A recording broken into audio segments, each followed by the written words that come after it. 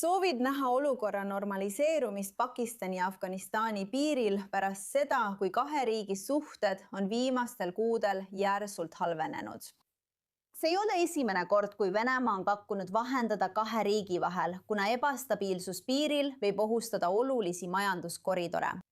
Venemaa on endiselt ainus riik, mis on ametlikult tunnustanud Talibani valitsust Afganistanis. Ja meiega liitub selle teema arutamiseks meie vanem korrespondent Owen Altman. Owen, milline mõjuvõim, millised huvid ja milline mõjuvõim on Moskval siin tegelikult olemas?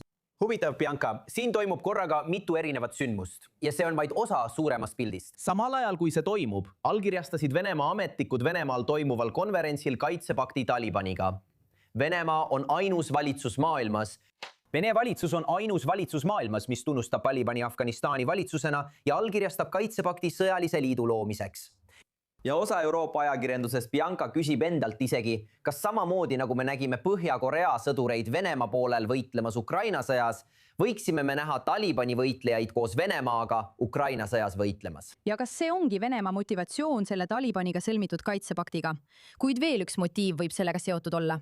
Venemaa on alati pidanud Afganistani oma laiendatud lähivälismaaks, kui nii võib öelda, eks? See piirneb Kesk-Aasiaga, mis omakorda piirneb Venemaaga, ulatudes tagasi 1979. aastasse, Nõukogude Liidu sissetungi ja sellele järgnenud kogu 1980. aastatel kestud sõjani. Nii et see võib olla ka Venemaa katse ISISe kohalolekut Afganistanis eos lämmatada, leida viis selle kontrollimiseks, et see ei laieneks Kesk-Aasiasse, mille pärast venelased ja Venemaa ametnikud ütlevad, et nad muretsevad, ning sealt edasi juba Venemaale endale. Nii et venelased võivad soovida aidata Talibani oma territooriumi üle kontrolli saavutamisel, eriti selle territooriumi põhjaosas, mis on Kesk-Aasiale veege lähemal ja kus ISIS on kohal. Ja selleks, mis võiks Venemaad aidata. Kui Pakistani ja Talibani vahel poleks sõda, kui see piir oleks rahulik, saaks Taliban kasutada neid ressursse, mida nad Venemaalt saavad, tõhusamalt põhjas, mis aitaks venelasi ja nende huve selles, mida nad peavad oma laiendatud lähivälismaaks. Igal juhul ei kiirusta Pakistani ja Talibani sõda lõppema. Mõlemad pooled kohtusid eelmisel kuul Hiinas Xinjiangi Urumqis läbirääkimisteks. Hiinlased on olnud aktiivsed selle konflikti vahendamisel, kuid kokkuleppeni ei jõutud. Pakistani poolelt põhimõtteliselt Bianca süüdistatakse Talibani koostöös Indiaga milleks? Taliban töötab islamistlikke relvarühmitusi Pakistanis. Peamine neist on TTP, kes korraldab terrorirünnakuid Pakistani sees. Pakistanlased ütlevad, et Taliban on selle taga. Taliban ütleb, et nemad ei ole. Ja igal juhul ei suuda nad TTP-d kontrollida. Seega ründab Pakistan õhust ja Ameerika Ühendriigid annavad Pakistanile sisuliselt rohelise tule seda teha.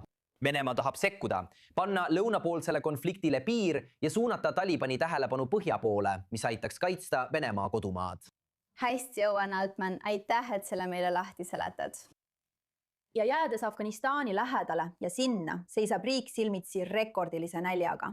Rohkem kui 4,7 miljonit inimest, see on rohkem kui 10% riigi elanikkonnast, on näljahädast vaid sammu kaugusel. Ja ÜRO andmetel ei suuda 3 inimest 4 oma põhivajadusi rahuldada. Kõige rängemini kannatanud piirkondades, nagu Havari provints, lood isadest, kes seisavad silmitsi õudse valikuga. Kas lasta oma lastel nälga surra või müüa üks oma tütardest mehele, et pere ellu jääks, on kahjuks üha tavalisemad. Seda olukorda süvendab uus abieluseadus, mis piirab veelgi Afganistani tüdrukute ja naiste õigusi ja vabadusi. Selle teema kohta räägib meile rohkem Victoria Fontan, Afganistani naiste hariduse liidu kaasjuhataja. Aitäh, et meiega liitusite. Tundub, et meil on siin 2 paralleelset joont. Talibani juhtkond, kes piirab tüdrukute ja naiste vabadusi ilma vabandusteta, ning siis kultuurinormid ja tegelikud olud, kus inimesed seisavad silmitsi tõsise näljaga ega suuda ots-otsaga kokku tulla. Ohtlik segu Afganistani tüdrukute jaoks. Kas me näeme nende sunnitud abielude sagenemist? Aitäh, et mind kutsusite ja sellele kohutavale olukorrale tähelepanu pöörasite. Tõepoolest, neid juhtumeid on rohkem. Laste, eriti tüdrukute müümine abieluks on Afganistanis alati olnud tavapärane. Kuid provintsides valitsev äärmiselt raske olukord on toonud selle nähtuse taas esile. See on tingitud rahvusvahelise abi vähenemisest, mis algas pärast seda, kui Ameerika Ühendriikidest tuli võimule uus valitsus. See on avaldanud tohutut mõju olukorrale. afgaanide majanduslikule olukorrale. Ja loomulikult on see tingitud Talibani valitsuse katastroofilisest infrastruktuuri ja poliitikate puudumisest, mis ei vasta elanikkonna vajadustele. Riigis on sagenenud erinevad hädad, millega riik silmitsi seisab. Sagenenud on ka kuritegevus. ja see on ohtlik segu peredele, kes püüavad ots otsaga kokku tulla ja igapäevaselt toime tulla. Ja see ei ole ainult provintsides. See on ka Kabulis, kus isegi keskklassi peredel on raske toime tulla. Nii et kas täiendav toiduabi ja humanitaarabi aitaksid peredel vältida oma laste müümist või on see sügavam probleem? See on väga sügav probleem. Loomulikult tuleneb see Talibani de facto võimude majandusliku arusaamise puudumisest. Riik ebaõnnestub igal tasandil. On väga vähe eksporti, väga vähe valuutat on saadaval. Ja afgaanid elavad nüüd ülekannete peal, mida saadavad välismaal elavad pereliikmed. Ja nii nagu teate, kui majandus on seiskunud, siis asjaolu, et pool elanikkonnast, rohkem kui pool elanikkonnast, ei saa töötada, sest naised ei saa haridust omandada ega ka töötada. See tekitabki selle keerulise majandusliku olukorra. Ja loomulikult saavad ka teised riigid, kes Talibani režiimiga suhtlevad, ellest majanduslikust olukorrast kasu ning ammutavad osa loodusvaradest. Ma räägin siin Hiinast.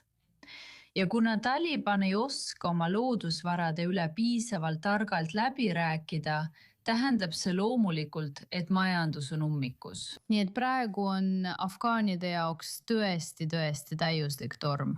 Ja see ei parane. Ma toon teile lihtsalt ühe näite.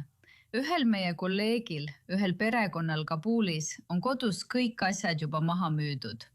Ja tead, neil ei ole isegi enam diivanid, sest nad on kõik oma mööbliesemed maha müünud, et endale süüa osta. Ja me räägime siin keskklassi peredest Kabulis. See on väga raske kuulda.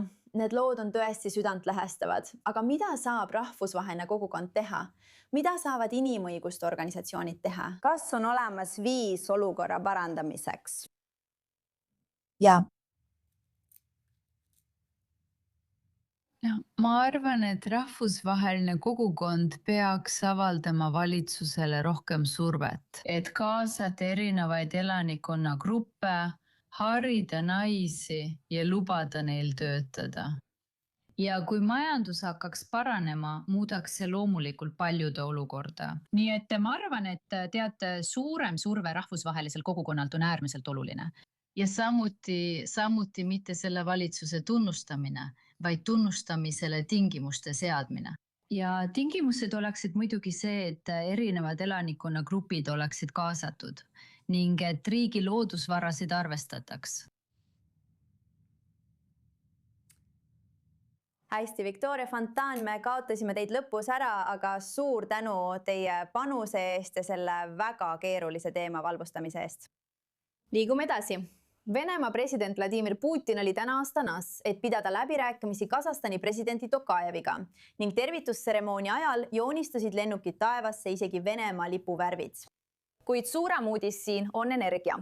Venemaa ja Kasahstan allkirjastasid kokkuleppe Kasahstani esimese tuumaelektrijaama ehitamiseks. Projekti maksumuseks hinnatakse umbes $15 miljardit ning Venemaa rahastab väidetavalt umbes 85% ekspordikrediidi kaudu.